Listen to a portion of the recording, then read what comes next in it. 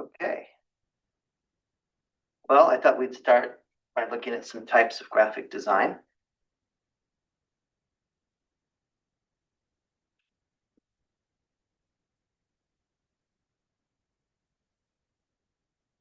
These bright enough? Pretty good. The lights? All right. Okay, so I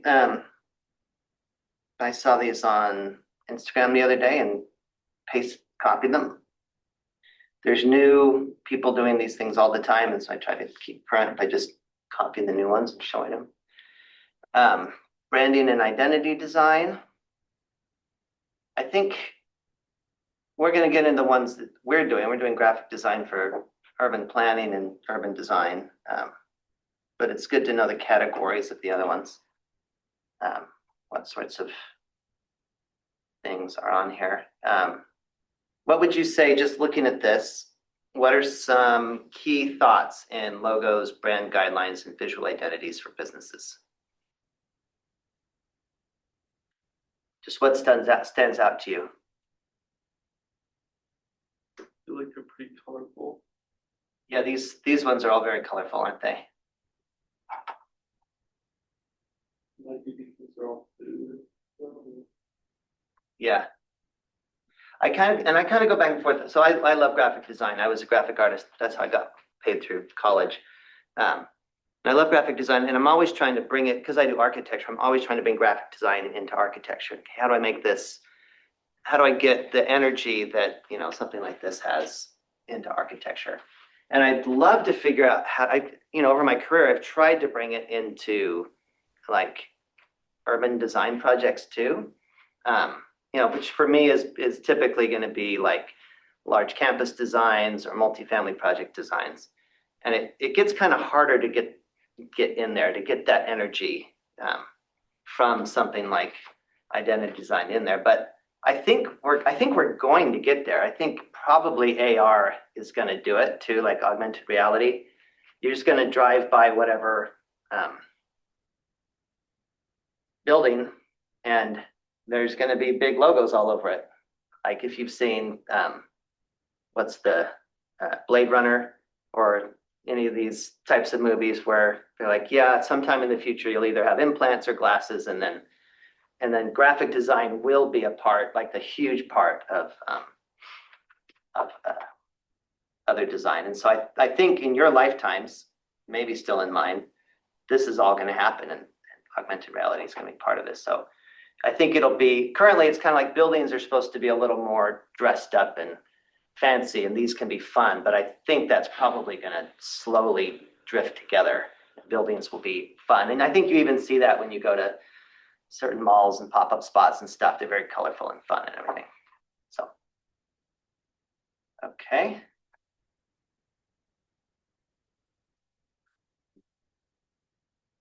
Next one. Marketing and advertising design.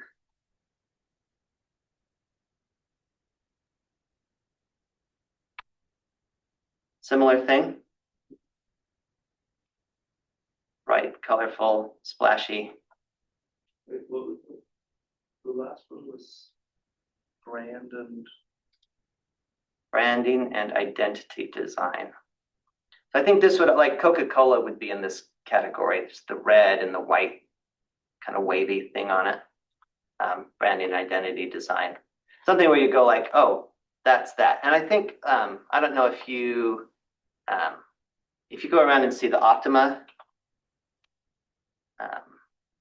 buildings in the valley, they're ones that I can always tell. They have a very strong graphic.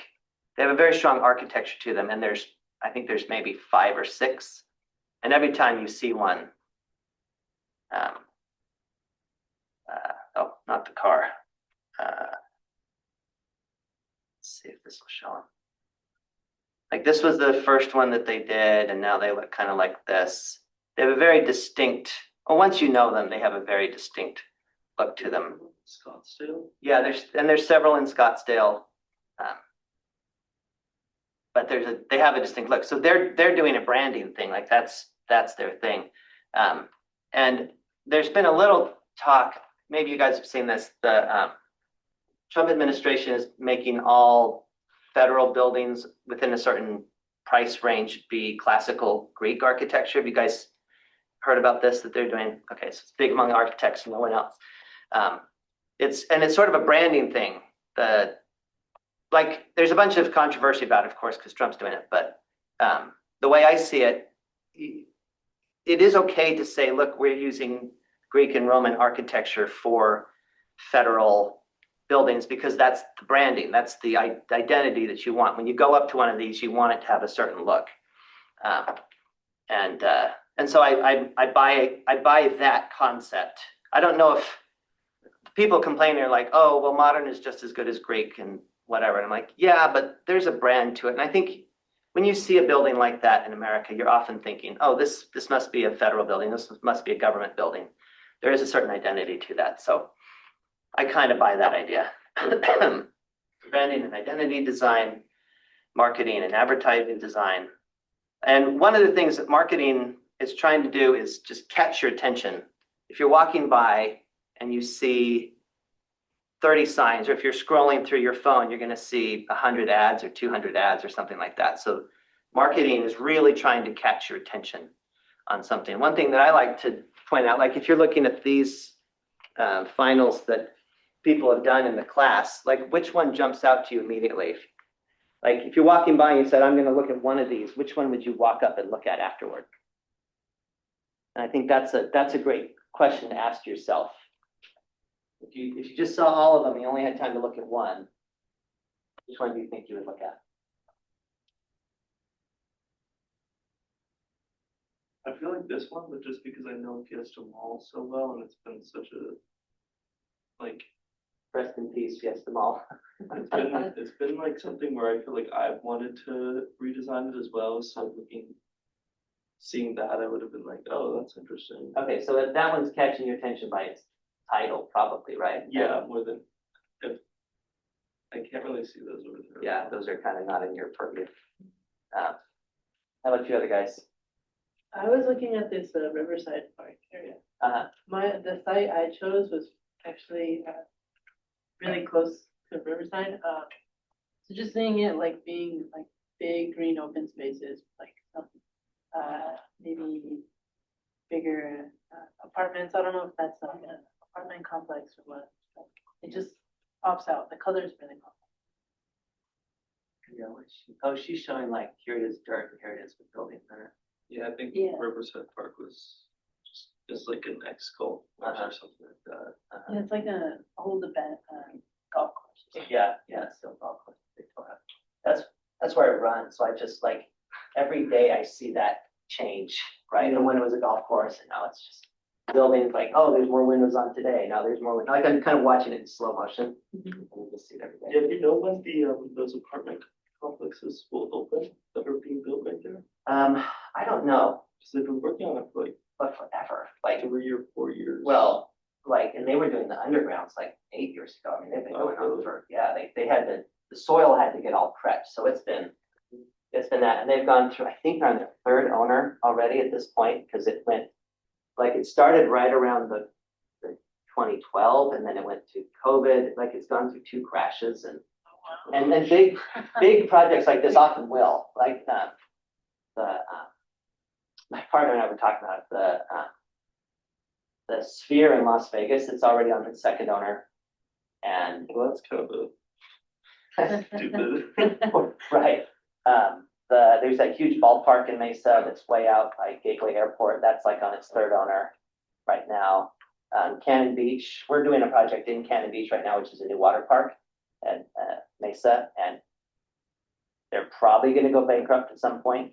But we're joking that this is probably a new strategy that people do. They create a shell company, they build something, it goes bankrupt, and then they buy it for whatever the sale price is. Like, it wouldn't surprise me if this was a strategy that's commonly used amongst real estate companies, because real estate companies do what works, right? Like they pay attention to that kind of thing. So this is user interface design. This is what you're getting on websites. This is what you're getting on your phone. My brother is actually a well-known user interface designer for video games. He did the user interface for Apex Legends, and he did the user interface for BMW. So he lives in LA, and he'll get fired from Activision and then get hired by Microsoft like the next day. Like he kind of gets passed around doing all the user interface stuff for video games. Just fun. And the one thing I think he said for Apex Legends, they wanted you're seeing through some fogged glass for something of the user interface, and he wrote the whole script for it, and then it crashed everything. Like it used up way too much memory, and so he was doing that. And then another time they were releasing something, and he said, if you release this, it's going to crash Steam, the whole Steam. And they're like, no, it's fine, it's fine. And then they released it and it crashed Steam. Like the entire Steam crashed at like 2:00 in the morning in the US. And they call them up like, what are we gonna do? And he's like, well, I told you this was gonna happen. So here's the fix for it. I wrote it in my spare time. And so he saved Steam. Like my younger brother, who's like always a jerk, like saved Steam one day. So that's user interface design. And I wonder too, like with AI coming on board, like, if someone logs into like a city website, for example, will the user interface design get to a point where it adapts to what they are looking for? I don't know how much time you've spent on city websites. Not something most people typically spend a lot of time on. But if we were to go like City of Tempe website, they typically look something like this. And you have to figure out what you are, and there's tons of text on it. And like we'll often go on one because we're trying to find the zoning code because we're trying to figure out what we can and can't put somewhere. And it's often kind of hard to find. Let's see if Tempe.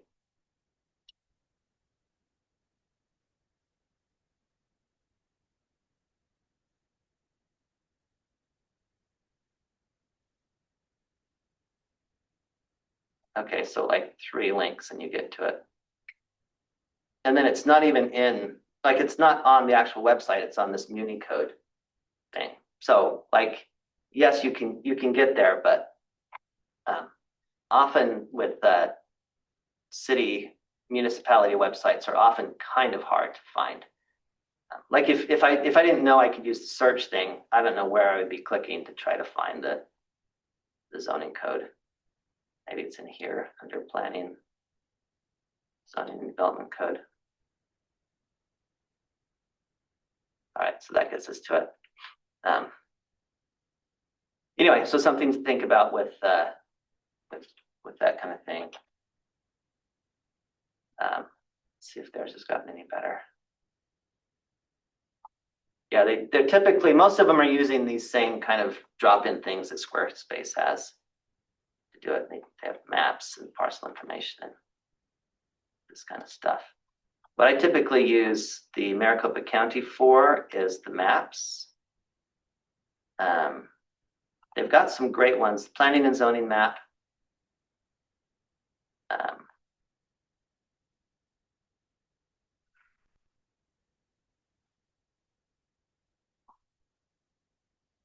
And you can find the zoning of different parcels. It just changed this, so you have to like go through. Oh, this is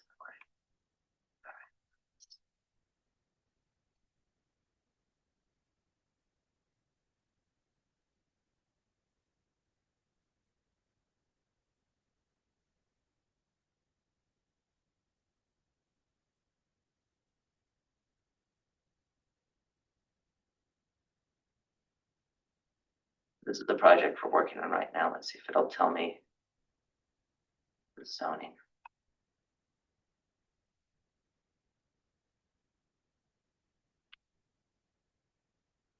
It's not really telling me the zoning. Maybe it's still loading. Oh, this is the kind of thing, like this is what a user of using the UI is going to go use. And if they can't get there and get the zoning, it's kind of worthless. So something to keep in mind as you're moving through your careers on this. Okay, that's user interface design. Publication design, I think this is going to get kind of less and less, be a little bit more teak, that you're actually printing things out and using them, but it's not there yet. When I was going through college, they're like, oh, this is going to be a paperless studio. We're done with paper, and there's probably more stuff being printed now than there ever was before. So I don't see that actually going away. Publication design, one of the key things is that's different from online is the colors. When you print something, the colors aren't going to be anything close to what you see on your screen. So that's just something to keep in mind as you're working on that. Packaging design. This has been fun to watch. When I was young, all packages were like cardboard gray, and then Apple kind of came up with some really great packaging as they were getting bigger and bigger, and now everyone's kind of copying it. So lots of things come in really fantastic packages nowadays. I'm often surprised, like soap will come in some really cool packaging now and that. So I don't know if packaging design will ever get out to the municipal design and urban planning, but something to keep in mind. Motion graphics. Again, this is one, more and more buildings are having, Las Vegas, all these buildings have video screens on them. You probably see some of them in the valley. There's that casino over on the 101. It's got those giant video screens on it. There's a new building in Mesa. The ASU building there has a big video screen. That's another one. It's either going to be AR glasses are going to augment everything, or there's just going to end up being screens on almost on everything. We're doing a big project for United Food Bank. We're doing a huge warehouse for United Food Bank, and they want like a place where volunteers can come in and pack the food. And we were like, well, what design should we do for this? And we were like, well, wouldn't it be cool if it was like kind of like Minecraft, because it's a lot of kids. So if we did like the 1 meter by 1 meter thing and we set it all up and the pallets are that size, we could make the whole thing look like Minecraft. And then we're like, well, but is Minecraft going to be the game everyone's playing in 15 years? Probably, but just in case it's not. So we're like, well, what if we just make the room completely blank and we just put projectors over everywhere, and then it could be anything. Yeah. Oh, okay. I was like, because you can now, like you can have projectors projecting on the ground, projecting on the walls, and then it's just a big rectangle and it's whatever you want. If you have employees from IBM that are volunteering, you can put big IBM graphics everywhere. If you have employees from ASU, you make it, gold and maroon and everything like that. So it's almost like we're designing a non-design thing. It's all going to be whatever the person that comes in uses it. So that's and that's where we're like, yeah, and then you can just put animated things on it. You can do all sorts of things. So that's where I'm seeing that come in. Typography design. I guess the place that I'm seeing this sort of touch urban planning is people are printing their logo on the top of their buildings more and more. I'm starting to see that. So then you see it when you're flying over with like Google Maps or something like that. You'll see the logo like on the building. Target's done that a little bit. Typically, typography design is coming up with new fonts and that kind of thing. There is there's a great website full of free fonts, by the way, now that you're a graphic artist. It's dafont.com. There's several out there. A lot of them they seem like they're free, and then they try to charge you somewhere in there. Dafont is totally free. So it's just full of all sorts of interesting fonts that you should be thinking about, like what is the right way to communicate a message to your audience. So this has all sorts of different fonts, different types. So one thing to keep in mind is font. Environmental design. This is sort of what we weren't doing for that United Food Bank building, because we're just kind of leaving it up to whatever future user. But we're seeing this become See, and this is where I'm like, well, look, this is just advertising graphic art. It's starting to leak into buildings. You could imagine this building could use a lot of this. In fact, this building was supposed to have it. The outside was supposed to have these big quotes all over the entire thing. When the architect, I was here when they were designing this. I was a student, and the outside was supposed to have big quotes from great urban planners of the past. And if you go out there and look at it, there's like letters, but just kind of gibberish on it. These were supposed to be these big quotes from, and I don't know if they just never found a good quote from an urban planner or an urban designer, or if they're just, they couldn't agree on one because it was going to be permanent, right? Like you don't want to say, oh, here we go, we're going to put this Jane Jacobs quote in. And then in 20 years later, maybe she's proved to be wrong about something or whatever, right? Like you're really committing when you're doing the outside of a building like this. So I don't know what the conversations were about it, but my guess is there was some fear about what's this going to say about us 20, 30 years in the future. And are we going to have to pull all these panels down and all the glass down and start over? But we are seeing, I mean, this is very colorful. These look a lot like the other graphics that we'll be seeing. They're coming into the buildings like this.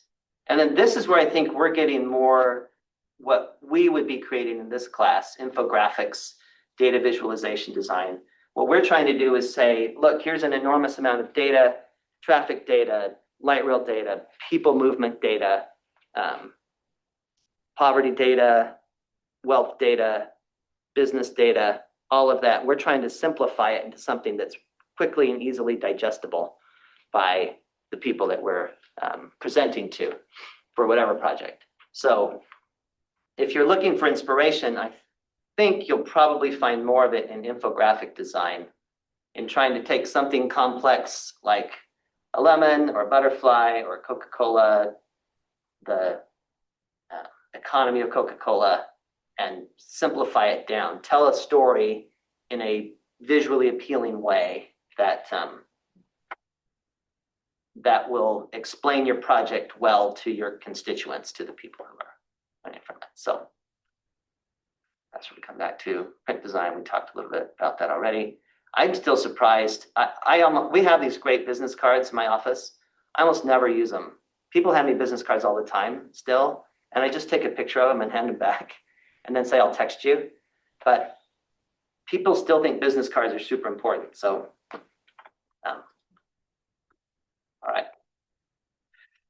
Okay, so those are some examples of graphic design, things to be thinking about.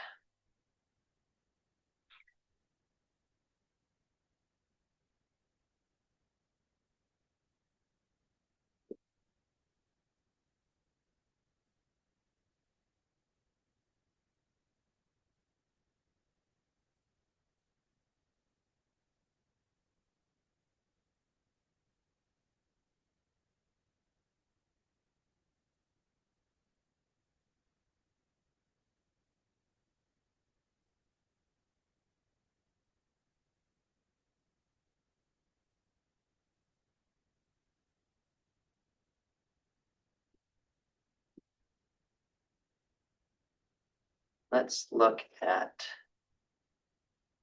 the assignment.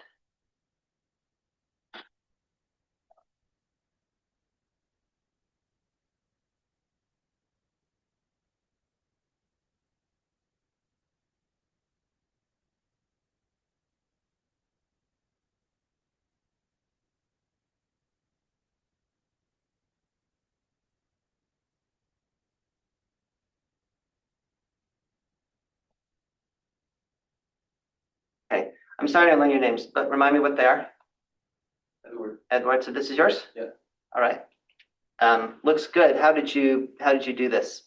So I started taking buildings somewhere that was close.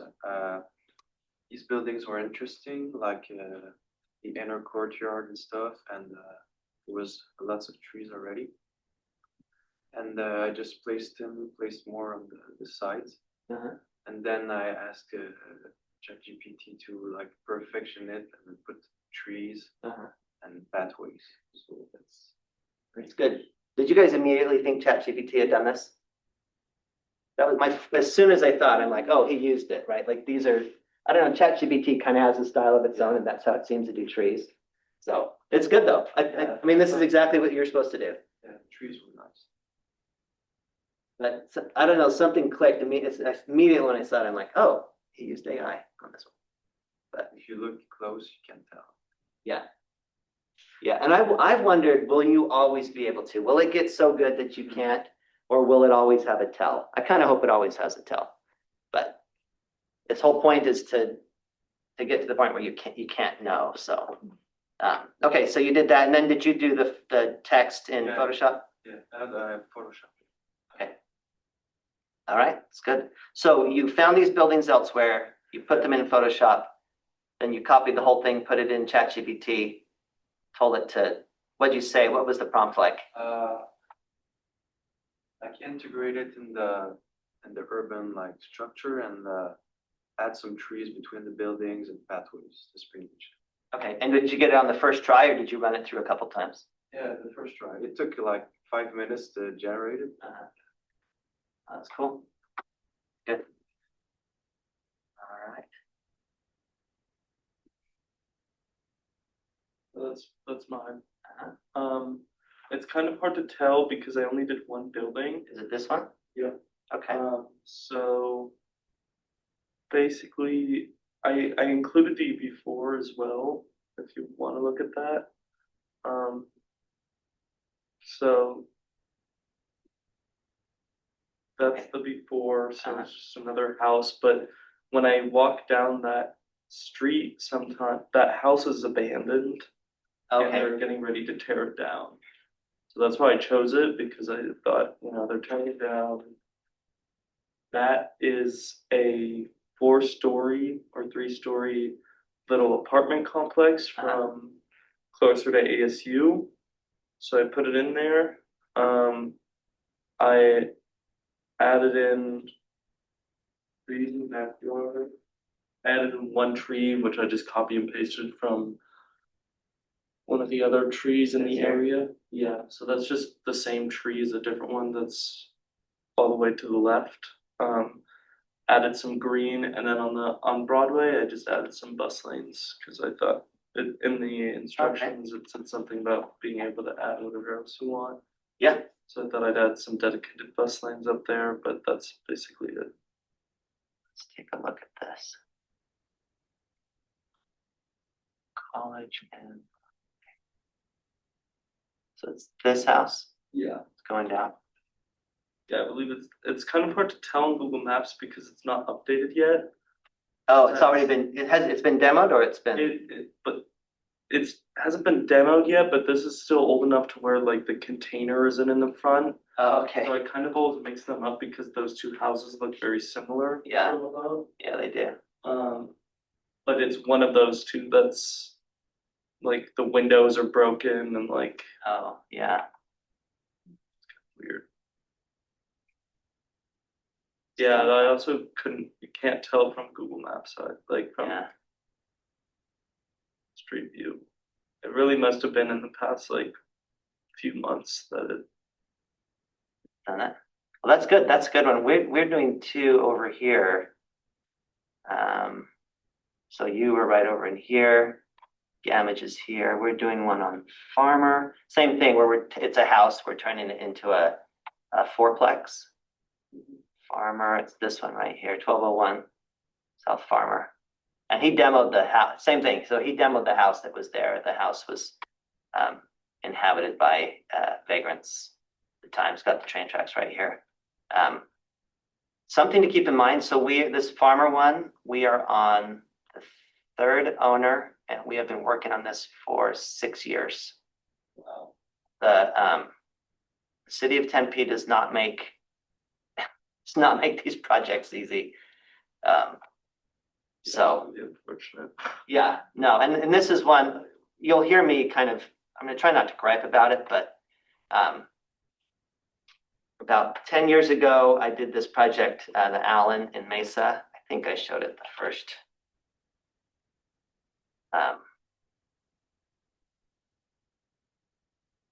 This is it right here. this took 5 months to get entitlements and 8 months to build. So it was like a year and a half. And it cost the developer $2.5 million, and then he sold it for $4.5 million. He made $2 million on it pretty quick. The closest we've done since then is like a year for entitlements and a year for building permit. And we've got some that are like this one I was just telling you, we're at 6 years on it. And it's not, there's no building permit yet. We just got the entitlements. What And does the entitlements mean? so entitlements is the rezoning required to get a building permit. So the rezoning process is the entitlements. So it's all the municipal paperwork and the public process and everything you would need to get it ready to where you can apply for a building permit. So you'll hear in the urban design, urban planning, you're going to hear entitlements all the time. Everyone's always talking about entitlements, getting your entitlements. I thought Tempe has been recently trying to make it a lot easier to rezone areas.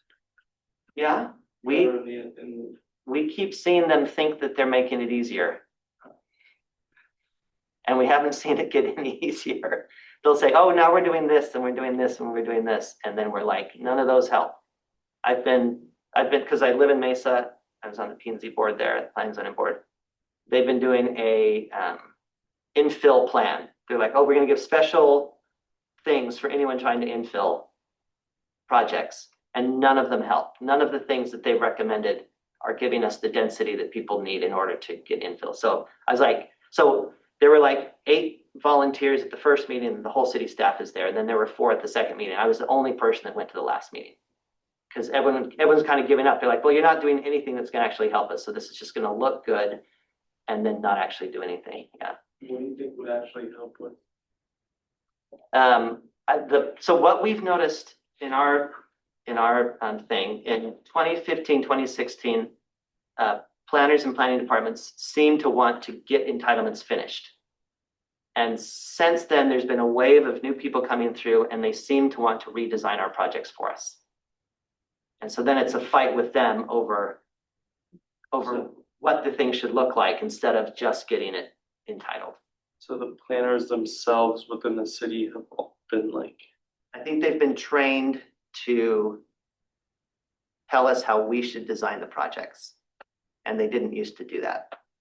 So and then there doesn't seem to be any reward for them getting projects entitled anymore.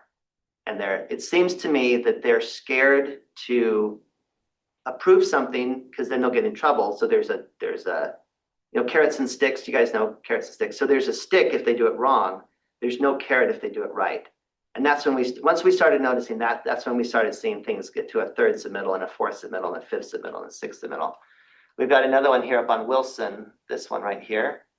10 resubmittals to the city of Tempe before we got, and it's still not fully permitted yet. This is another one that we've been doing for, I think, 5 years. And the planner was like, show me the trim around the windows. I don't like this color. I think you should change the slope of the roof. Like she redesigned the entire thing. She designed the entire thing for us. And what I joke to, when I talk to city council about this, I joke and I say, look, I'm the architect. The planner is not the architect, but they're acting like an architect. They're telling me, it's like I'm a draftsman and they're telling me what to do for this project. And then the cities will say, oh, okay, well, we'll do this to make it better. And then the process just gets more laborious, or they'll say, it's really, really frustrating. I had a client yesterday.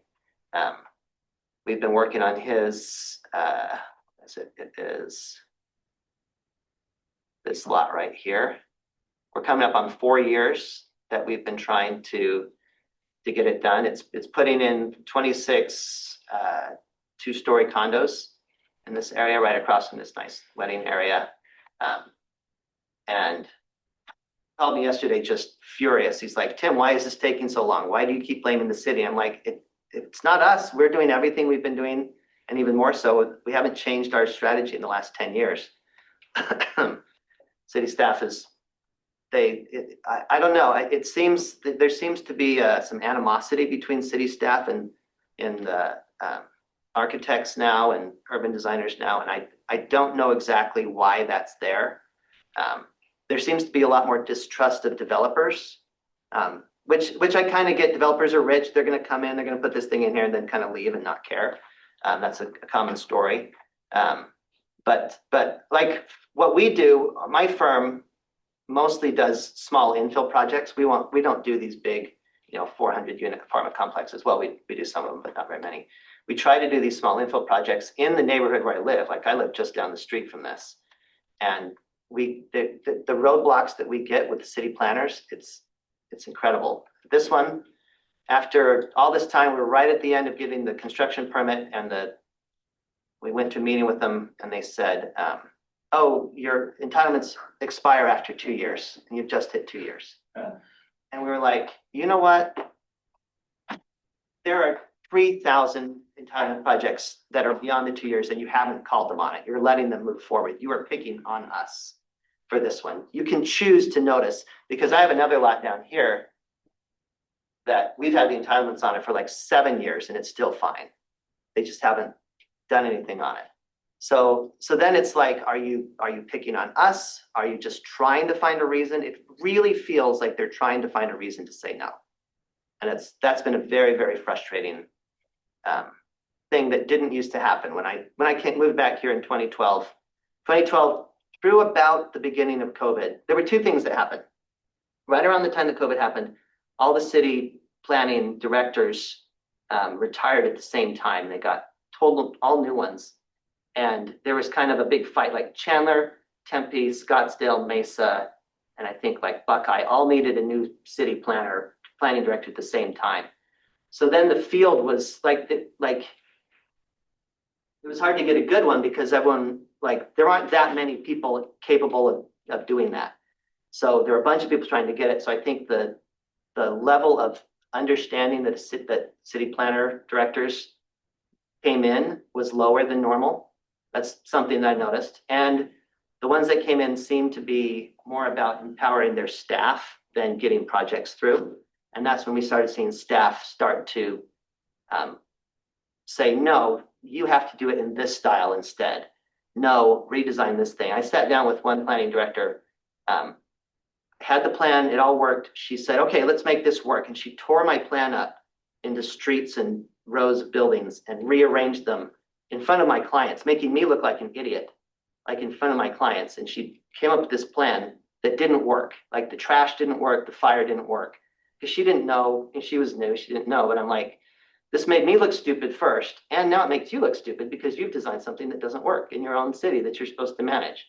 So this has been a long, ongoing conversation. I've had meetings with everyone on city council in Mesa about it. I've tried to bring it up in Tempe, but I just don't know the city council members as much.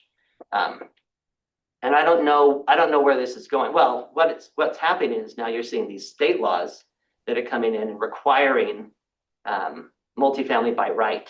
Some of these new, I think is it the, yeah, so like House Bill 2721, I think it is, yeah. So this was passed last year and by the state legislature. And it says any municipality with over 75,000 people must authorize by ordinance and incorporate into its development regulations, zoning and everything.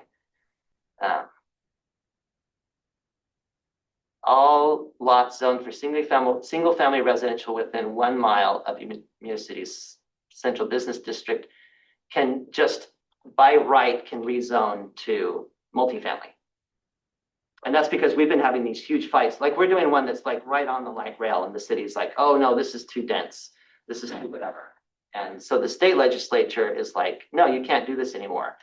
The city planners can't keep blocking these projects from coming through. So they've got things in here like, so currently the process is you do a pre-app, you do a design review board meeting, planning and zoning meeting, a city council meeting, then you get your entitlements. But you're doing all sorts of meetings with the planners in between all of this stuff. This is the process that's taking up to 5 years now. But one of these rules is you cannot set restrictions, permitting, or review processes for middle housing that are more restrictive than for those for single-family dwellings within the same zone. So when you do a single-family house, you just give them the plans, and they might make some red line comments on the plans, but you're done. When you're doing a multifamily project, you're going through a pre-app and then a design review board meeting and a planning and zoning meeting, and you're meeting with the staff a whole bunch of times. They're giving you tons of notes. So this, I'm really interested to see how this one will actually happen, because this is kind of saying, you can't anymore. Like they can't force us to go through this 4 or 5 year process to get something rezoned. When was this passed? This was 2020, the end of 24, second regular session. So all the cities have until the end of this year to get this through. And now so this has been a real fight for any of us that are trying to do, any multifamily or middle housing. And some of us, we haven't heard from some of the cities at all what they're going to do about this. If they don't do it, then all single family, let's see, where's the restriction? Somewhere in it says, if you don't do this, then every single family lot in your entire city can be multifamily by right. That's the punishment if you don't do it. And so we're like, should we be asking the cities about it, or should we just not say anything? And when they don't get it done on time, on January 2nd of 2026, we'll just resubmit every single one of our projects and get them that day. Like, this is the kind of, because it feels like a fight now. It didn't used to, right? When I first started, it felt like we were just all working together to get things happening. And now it's just crazy. And developers are calling, yelling at me, crying, things are not working. And I'm like, I don't know what to tell you. It used to work and it doesn't currently work. And that's why states are passing these sorts of laws about it now. So something that we'll probably, next year we'll kind of see what all the cities have done about this, but it's gotten crazy. The ADU bill, have you guys heard about this one too? The dwelling units, additional dwelling units. That's another one that they passed, where now municipalities are just required to let you put a dwelling unit in your backyard because the housing shortage has gotten so bad out here. Really? Yeah. So the cities used to have all these restrictions on additional dwelling units. All of those have gone away by another law like this one. I just voted on, they just sent out a survey recently, and it's kind of confusing to me because it's like a survey about different ADU designs. The city of Tempe had one. Tempe. And it was kind of strange because I was like, maybe I didn't read it thoroughly enough, to be honest, because I kind of just was like, oh, this design looks cool, this design looks cool, something like that. But I didn't really understand if this was just like only these designs could be used for anyone who wanted to use an ADU, or if it was really confusing because it just like it didn't make sense for me to vote on what designs. Yeah, so what some people have been doing, some cities have been, like Phoenix did a competition, and they will have this design, and you can just get it from the city. Like, they will give you this design for free with all the engineering and all the construction documents. That might have been what you were seeing. It might have been Tempe saying, hey, all of them had, you could click on it and see the floor plan, the elevation, everything. yeah. So it might be like this one where, like, Yeah. you can, so these will just go, if you go to the city and say, I'm gonna build plan L, they just say, okay, do it. Like, there's no more process of getting it through. That all that's been eliminated. What concerns me about that is that we have a lot more, so there's single family homes, and I think, in my opinion, owning a home is still the American dream. Everyone still would like to own a home at someday and get keeping the equity in it. But a lot of single-family homes, at least in my neighborhood, have been bought by by big companies, BlackRock and some of these big companies out here that are now renting, turning all these single-family homes into rentals. Every single one of them is going to put an ADU in their backyard. And so it's going to double the density of the neighborhood. And those of us who are single-family homeowners, some of us will and some of us won't. But it's really advantaging the companies that have bought big tranches of single-family homes and are renting them out. Because they've got the money to put ADUs in the backyard of everything. So part of me is like, I see what you're trying to do, state governments, to facilitate housing, but I think it's just facilitating rentals. I don't think it's, the American dream is being lost in the whole process of it. And that's something that I've been presenting to everybody on city council, at least in Mesa. I'm like, look, Mesa was really designed to be the American dream city. It's supposed to be these big lots where you own your own home. That's why it's shaped the way it is. It's not like fun like Tempe, but everyone on, a higher percentage of people own their own homes in Mesa. And that's starting to go away. And I'm like, well, that's never going to come back. Like once these are all owned by big corporations that are all rentals, there's not going to be any ownership anymore. And then that whole piece of Americana is going to be gone. So part of me is glad that these ADU things are coming through. And part of me is like, this could just make it worse. It's going to solve the short-term housing shortage at the expense of the quote unquote American dream. So that's something that makes me kind of nervous. Anyway, HB 2721. We're not going to do a whole lot of Photoshop today, by the way, but I hope you're getting the concept about, maybe the argument is AI makes it so much faster for you to do stuff that I don't need to get all the nitty gritty, and I can explain some of the larger trends that are going through there. One story that I like to tell, so Bruce works for me. He lived up in Toronto. His uncle was an architect in 1970. In 1970 something, he went to the building department and he paid $10, and 10 minutes later he had a permit and he built a 27-story skyscraper. $10, 10 minutes, that's all it took for the paperwork and the building and everything like that. And now we're on 5 years to build a fourplex in Tempe. It's like we've gone completely backwards. The computers have sped everything else up except the building permit process and the entitlement process. And that's just gotten worse and worse and worse year after year after year. So that's my little soapbox on it. When you get out into the planning world, don't let that happen. That's my encouragement. I think your goal is to get stuff built. You should be proud by the number of buildings that get built and not the number of projects you worked on or something like that. That's how I see that. Okay. Cool. Benjamin, it would be cool for you to just drop this in ChatGPT and say, similar prompt, integrate this more, make this look whatever. Just to see what it can do, right? That's a lot what we're doing with ChatGPT, is just to see what things can do. And it's Olaf, right? Yeah, This one's yours. All right. that's the, This is the site. This is McClintock. So those new buildings are going up right here. Did you take them out?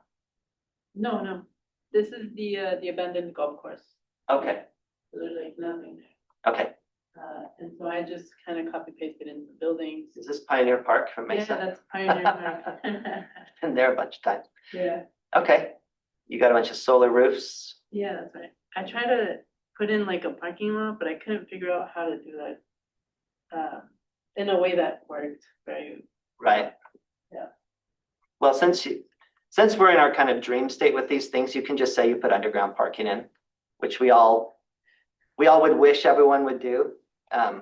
So just for real world stuff, it costs between $60,000 and $100,000 a parking space to do underground parking, to dig it, to shore it up, to drain it, to all the stuff. That's why most people don't do it.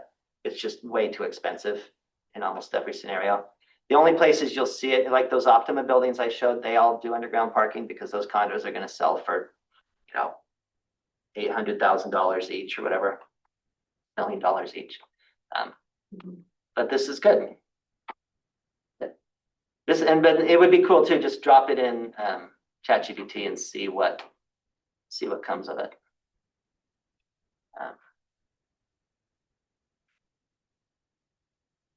Okay. Let me pull up, let's see if I can remember my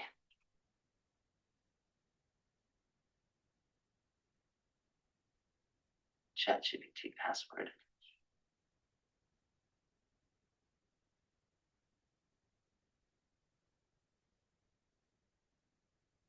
I'm going to show you. So the next thing we're going to do, now that we've gotten these great overhead views, we're going to do perspective views. So from a person's eye perspective.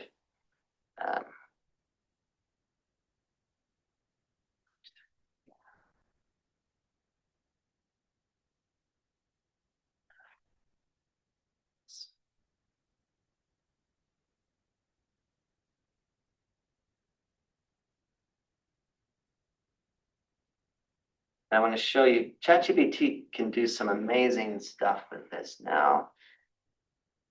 I was trying to do it yesterday. So this is a hotel in Palm Springs, California. I was there last week with the owner. He wants to turn the building, he wants the building to be sky blue.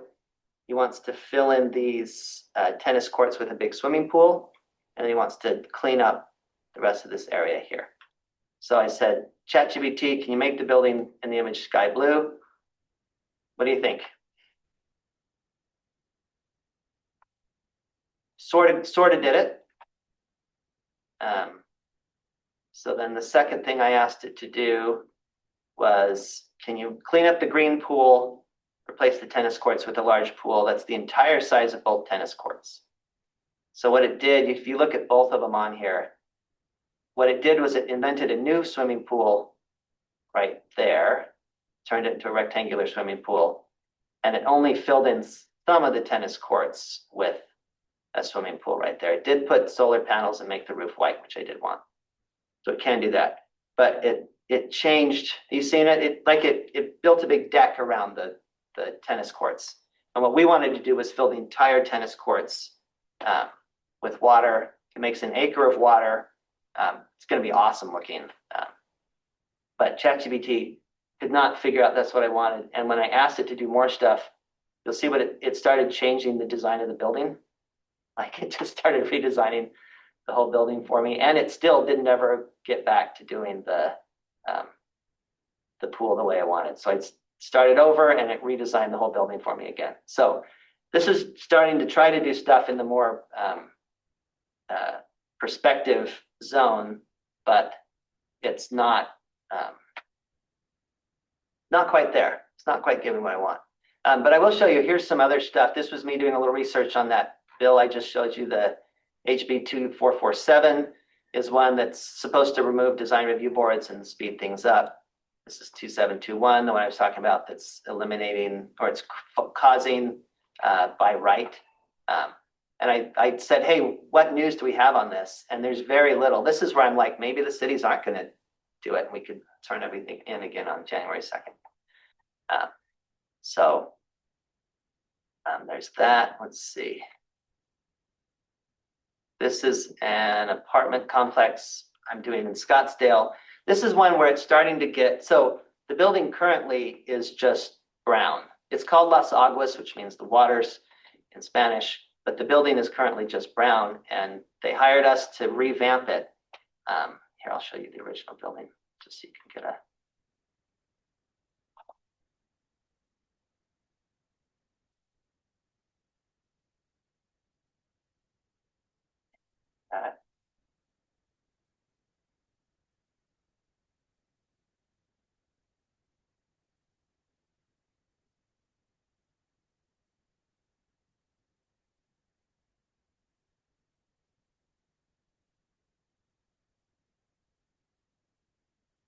all right, that's the complex, Las Aguas.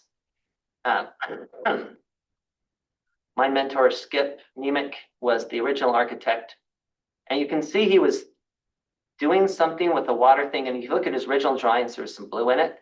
And then they went ahead and painted it beige and brown, which is what everyone does in the valley. And they were all fine with that. And then this area got really, really wealthy. And these new apartments popped up that had some cool graphics on them and stuff like this. And so they said, hey, can you give us a better identity? This is where I'm really bringing in graphic design into because they're doing it, right? These guys across the street. So I said, sure, yeah, I'd love to do that. So I went and said, well, let's make it look like water. We've got these waves already built into the architecture. You can see them in here that skip design, but because they didn't make it blue, it just looks like, I don't know, chunky cliffs or something like that. What's that? The sand dunes. Yeah, kind of sand dunes. Maybe it should be Las Dunas or something. I don't know. So I said, well, let's put these big light blue waves on it. Let's put some white in it. Let's give it some water elements. Then the Las Aguas thing will come back. So, and you can see this is really graphic design on the side of a building, kind of what we were talking about at the beginning. And then I found something that ChatGPT can do. I said, hey, take this building and put it here. And ChatGPT does a pretty good job of a mock-up of a building popping in here and keeping the same style. And what the owners had said was, they're like, hey, we want what we're doing too is redoing the clubhouse office right here and the gym right here. So I was able, they just wanted some ideas. So I was able to say, hey, take this building and put it here. And it does, it gets the idea across. It's not doing a perfect one-to-one of the building, but it's enough where I can show it to a client and say, yeah, this is what we're thinking of putting in here for that. So that's something that ChatGPT does do well. So I've shown you something it doesn't do terribly well and something that it does do better at. Let's see what this one is. Oh, this was that same project. The owner wanted a walk-in bar, a swim-up bar in the middle of the water there. So I drew that all in Photoshop and then gave it to ChatGPT and said, make it look more real. This is what it did, which kind of works. I'd still have to go back in and re-Photoshop some stuff, but it does, it filled it with people, which I thought was good. Made the trees look a lot more realistic. If I show you the two. So this is what I Photoshopped in. This is what it did with it. What I don't like is that it keeps changing the building. It's changing the architecture of the building, which is not what I want as a result. So then I'll go back and say, no, go back and do it just like this. And then I put these little sails up on top of these lines right here. It turned them into little pyramids. And it kind of invented its own pool over here. So didn't do a great job of that one. Let's see if I can find the other. One that I worked on.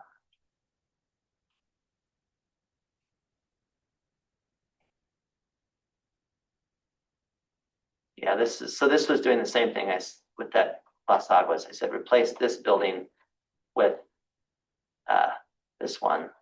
And it actually did a pretty good job of that. It's not what we were doing, but I was just kind of testing it to see what ChatGPT could do.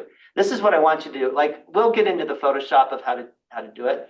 I want you to push ChatGPT and see if you can get your projects from your aerials and from, just looking at other ones. Can you get ChatGPT to put them on your site in perspective or in a kind of not a satellite view, but an aerial view like these are? I want to see if we can figure out what the prompts are to do it. So I put it in and I said, okay, now make it the same height as the rest of the buildings. And it never figured out how to do that. It just kept kind of giving me the same thing over and over again. So that didn't quite work. This was a hotel up in Vancouver that we were trying to do. I'm trying to put a hotel right here. I got this map from Google Earth, I think. This is in Bellingham. This is the hotel he wants there. I said, put it in. And it never figured out how to put it in the right space. So I kept saying, nope, I want it here. Here is where I want it. Here's the outline of where I want it in between these two buildings. And then it just puts it somewhere else. It's getting the building there and it kind of gets what I want, but it keeps missing the right location. It's putting it like on the street in front of me. So this is a long version. I took a different view. I drew it again. I'm like, I want it to fit right in this area. And the area is over here. So there will probably be some frustration with trying to get ChatGPT to do this, but I think there are some prompts out there that we could figure out to use to get it to put other buildings in perspective on the sites that you guys are working with. And I kept telling it, I'm like, look, I'm trying to draw the building more and more. I'm trying to like really tell it where I want it to go. And it keeps putting it in the parking lot across the street. It just won't. It's like, nope, not doing it, not doing it. So I have not cracked that one. That's one that we'll get to do as a class. Then this one, I think it just like completely made up a different spot. Like it stopped even trying to put it. It started making up neighborhoods, and I'm like, this is in Bellingham, Washington. I changed the perspective again. Again, it's here. This is where I wanted it, and it just could not figure that out. It's not this spot. It's right behind it. You can't see it now because the hotel's in the way. But of course, if I could take this into Photoshop, the perspective is right. So I could just grab this in Photoshop, grab it and just scoot it over. And that's why I think it's still relevant to teach Photoshop in this class, because you can get it close. I could copy this image. I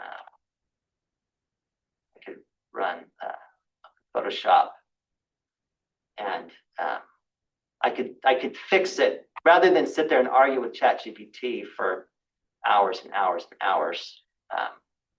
Pop it in here. I could, this is pretty straight, so I could probably even use the marquee tool. Copy that, paste it, bring it up here, and then probably, did I show you the clone stamp tool? The clone stamp tool, you can grab a piece of like this parking lot here and paint it over the top of the other one. So like if I was in a hurry and I had to show this rendering to the client or something, and I wasn't worried about it being perfect, because often clients can't, the details of it, they don't catch. I could have done it kind of like this. And now at least the hotel is in the right spot across the street. And then I would, of course, I would take the hardness down, take the size down a little. Let's just clean it up on the side so it's not quite so obvious.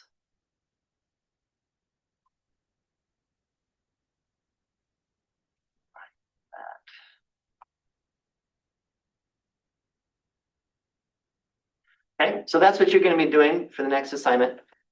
I'm going to be gone Monday and Wednesday of next week. So I'll send out an announcement about it. So you'll have like 2 weeks to work on this and get it going. That you'll be taking your designs that you did, these guys, and now I want to do either a person's eye perspective or like a drone, but not straight on. Now this is going to be kind of looking at it from an angle or from person's perspective, kind of like that one is of the Tempe Town Lake. That's right on Rio Salado, I think, looking out that way. Okay.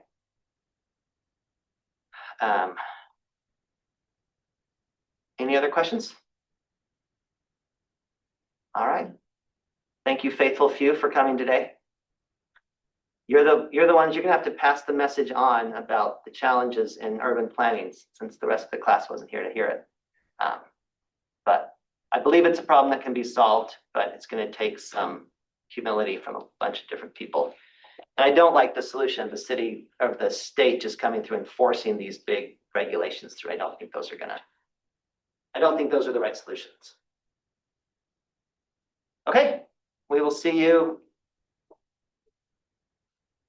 a week from Monday. I'll send out an announcement because I'll be gone next week.